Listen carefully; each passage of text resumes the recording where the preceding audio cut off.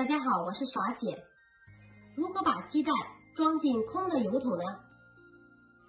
今天分享一下鸡蛋保存的小妙招。超市经常搞活动，鸡蛋特价3块2一斤，我们可以多买一些。冬天保存鸡蛋不用放冰箱。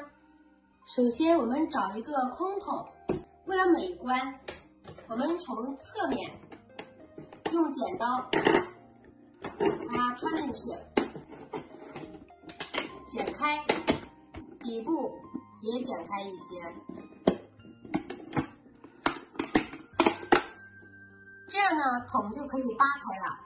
我们把鸡蛋从这个孔放进去，装满之后，我们把开口处用透明胶带封死，这样就可以把鸡蛋完美的装进空油桶里了，存储起来非常的方便。如果出门携带的话也非常的方便，不容易破碎。这样存储鸡蛋既能保鲜，又能防止蚊虫叮咬。